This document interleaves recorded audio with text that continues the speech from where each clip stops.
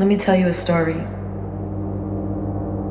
It all started at age 13, a time when egocentrism kicked in, concerned with how the world viewed me rather than what was within. It was a time where kids were supposed to be kids, but being grown was more attractive, wanting to grown-up things. I felt invisible until then. It was a night late in '98, staying at a friend's house, sneaking out the back door. Well, actually, it was the emergency exit we snuck out of, on like the 4th or 5th floor, to meet up with some grown-ass men, company we had no business doing business with back then. Way past curfew had us nervous in the street, but that's where they told us to meet. My friend suggested we get in the elevator to the rooftop we go. Honestly, in my adolescent mind, I saw no problem with that, so I didn't say no. 9 floors up, and when we got there, I just sat right down. I'm not really sure what we talked about, it's a bit hazy now. All I remember is his name was Julius, and he was twice my age at 26, talking chit-chat, meaningless chatter, and I'm sure talking about things that really didn't matter.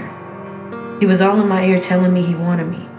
Me being naive, I didn't follow my instinct and leave. He wanted to take the most precious thing a girl should hold dear, but out of fear, I agreed hesitantly. Him knowing it was that time of the month, but he said it was okay. He already had his mind made up, his decision I couldn't sway. He laid me down on the cold concrete floor and told me to let him know if it hurt so he'd stop and make it hurt no more. He pulled my shorts to the side, not even undressing me. He pulled down a zipper and I never saw a thing. I just felt pressure from within. I laid there motionless, emotionless, maybe a slight squirm. And then it started to rain.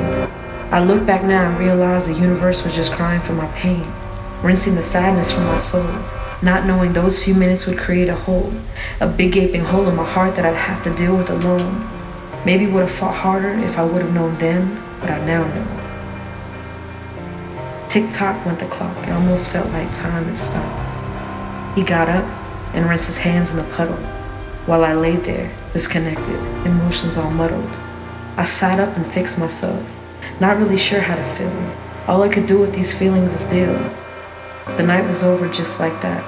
A girl to a woman, so premature, so immature I was, sneaking back into my friend's house with her and knowing my indiscretions, not knowing whether or not to her I should mention.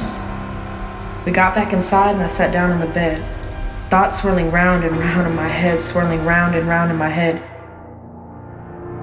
I don't think I fully grasped what had just occurred. Was I excited, confused, or ashamed? For the man who took my childhood will forever just be a name.